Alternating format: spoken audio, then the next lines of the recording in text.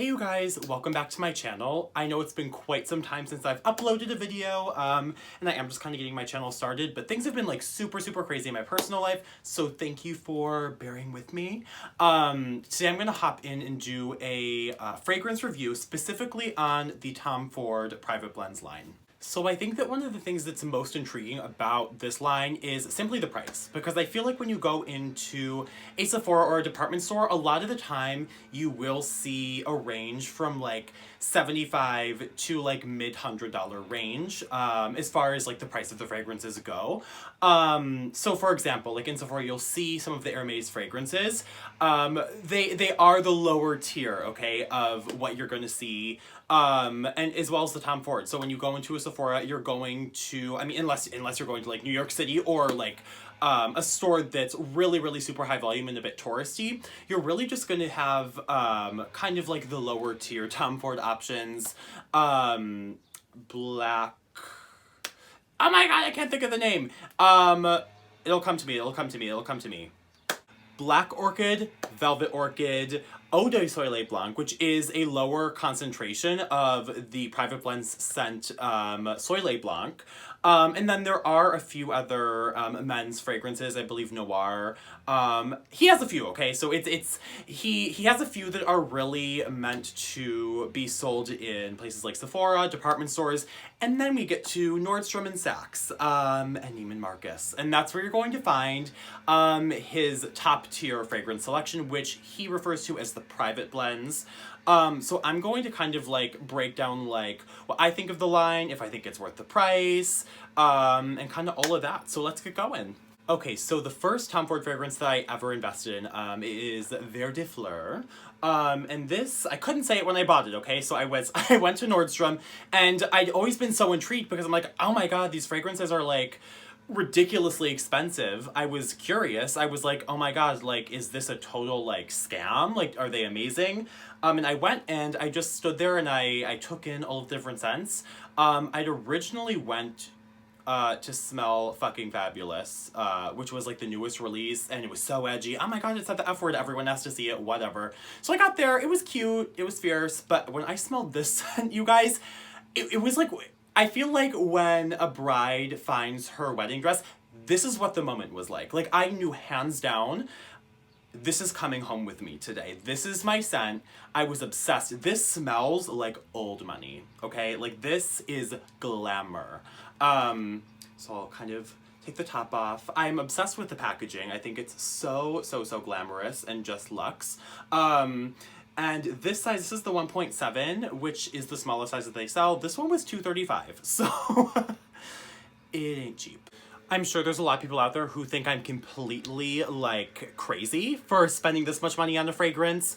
I do think this scent is worth it. Please excuse my dogs. They aren't gonna shut up. So it's just gonna be a thing. They're gonna be in the background. I have a fucking beagle, so please bear with it. I think it's worth it because I've never ever had something with this scent profile, the level of depth. It's described as a green fragrance, so very earthy. But also at the same time, it's simultaneously just so glamorous and it's just fucking amazing, you guys. This should have been named Fucking Fabulous. My only, like, huge critique that really kind of upsets me with this fragrance and all of the fragrances in the Private Blends collection is that it is an EDP, so an eau de parfum, versus just a parfum. I feel like when I'm paying $235, I should be receiving a parfum. And for those of you guys who don't know the difference, an eau de parfum, so it goes eau de toilette, eau de parfum. There's also colognes, and there's a few other different categories of fragrance that I'm not going to get into, but those are the main ones. Eau de toilette, eau de parfum, and parfum. And I just wasn't happy with that. Essentially, it's just a lower oil content. If I'm wrong, please correct me. I like to think I have a working knowledge of fragrance, but please, if I say something that's wrong, please comment and let me know. I wanted a little bit of a higher concentration. And I will say, it doesn't wear that well on me, you guys. At the same time, nothing wears well on me. I kind of accredit it to the fact that I am a 6 foot tall man, and there's just a lot of space we need to cover with me, okay? So I feel like I'm at a bit of a disadvantage since I am just tall and I have broad shoulders, like, I would have to spray so much of it on me for it to constantly be lingering and flowing in the atmosphere with me. But that's the only thing I'm like, "Ugh, really? An EDP?" I will also say, I didn't realize this till recently, but Tom Ford Cosmetics is owned by Estee Lauder. So you guys heard my whole spiel if you watched my La Mer video, about what sometimes happens when a brand is bought out by a larger company. So I do wonder if maybe that compromised the quality of this formula. I don't know, I'm used to talking in terms of like foundation. This formula, we'll call it a formula. So I do wonder that, but the scent profile is just so different that for me, I mind paying the $235, but I'll do it. So that's what it boils down to for me, I guess. I mean, it's just so different that it just have to buy it. So after purchasing Vert de Fleur, I was curious. I really had enjoyed the scent, and when I was leaving, the consultant gave me a sample of another fragrance to take. And normally I'm not that person to be all caught up in like the giant infomercial that's going on around me in the store. I'm not like, oh my god, and I need this like special magical brush that's gonna put on my 500 different like products. Like, no, I'm not, I'm not that easily like taken advantage of. So normally like they throw the samples in the bag. I'm like, great, this is just gonna end up in the ocean, floating around, it's plastic. Ugh, I hate it. The scent that he gave me, I really liked. So this guy knew what he was doing. He clearly had like connected like my taste with a fragrance that had a similar scent profile. Even though I wouldn't really say that the scent profile is that similar, maybe it was just a coincidence. The fragrance that he gave me a sample of that I later ended up buying, okay, was Oud Mineral. And this one, same exact packaging, very luxe, very glamorous, is gray, which I think is like super chic. This one is, I would describe as definitely a bit more clean, and a bit more aquatic. So it is marketed as being like a fresh aquatic. So here's a fun fact about Oud Mineral. It has a note called ambre something, okay, right there. And it is whale feces. Isn't that fierce? But seriously, like it's literally whale feces is one of the notes of this fragrance, you guys. But excuse me for questioning it because I guess that this is one of the most expensive ingredients used by perfume makers. So I did think that was like kind of hilarious that I'm like paying $235 to like spray like crap all over my body. But no, it really, it's amazing. I sound ridiculous like saying that it's made from like whale shit and then oh my god it's amazing, but it really is.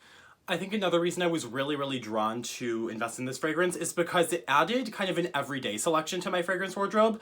I have fragrances from other lines, but when I want to be bougie, I want to be able to reach to my private blends collection and pull out something that's not super like evening time. I feel like Vert de Fleur is a statement. Like I wouldn't wear that to like, I don't know, out and about every day. That's something I would wear to the theater. I would wear to a gala or something more glamorous. This I can do every day. So I do like that it is a bit more versatile than Vert de Fleur. Alright you guys, and my newest addition to my private blends family, just picked up from Nordstrom. It is none other, if I can get it out, Fleur de Portofino. I've already removed the cellophane. Obviously, all of the fragrances come in cellophane. If someone ever tries to sell you a fragrance that's not wrapped in cellophane, someone returned it and they're trying to play it off and resell it, so put that shit back. But I was a little bit wary to invest in this, but I invested in this fragrance specifically to cocktail it with other options. So I'll kind of break this down and get into it a little bit because it is actually a bit more of a feminine scent. So kind of removing her, she's gorgeous, she's beautiful, she's fierce. A really nice blue glass. Again, the packaging is very standard across the line, but I do feel, like I said, very luxe, glamorous, it's fierce.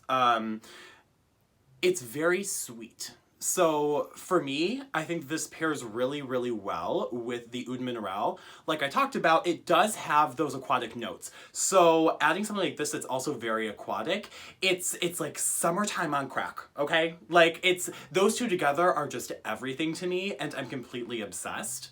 And I will also layer this over top of my Tom Ford body oil, which I'll get into in a second. One kind of common theme that I do see with myself in fragrance is that I like masculine florals, which are a bit challenging to find. So I think going with this, now take this with a grain of salt before I say this is a female fragrance. I mean, all of his fragrances are marked as unisex. And for the most part, I would agree with that. I think that the most masculine would be the Oud Mineral, but I still think that you could wear it as a female for sure. And things do wear differently with your pH. Everyone's pH balance, and there's so many different factors, what kind of oils you have in your skin. Everything will wear different, and different notes will pull out of things. But I will definitely say that this is the sweetest and therefore the most feminine out of my collection. So like I said, I cocktail the shit out of this, you guys. But it's great. I love it. Alright, so the last product I'm going to talk about in the video is my Tom Ford Oud Wood Body Oil. And in comparison, like with price, this is $65 compared to the fragrances, which are obviously $235. And you do get, I want to say, 8 ounces in here. My main reason for purchasing was longevity. So a great tip for those of you who, like myself, have issues with the longevity of your fragrance. Make sure your skin is moisturized. If you're spraying fragrance on yourself and your skin isn't moisturized, it's just not going to stick. It's not going to wear well. So I thought that maybe using something that did have a similar scent profile from the same line would maybe help with longevity, and it definitely has. So I'm conservative with the amount of this, and I apply it to my pulse points. So by that, I mean in here, and then I'll also do some on the back of my head, décolleté. I'm so feminine. My pecs, excuse me. My fucking décolleté. I have a décolleté. I want to call it a décolleté. I put some on my décolleté.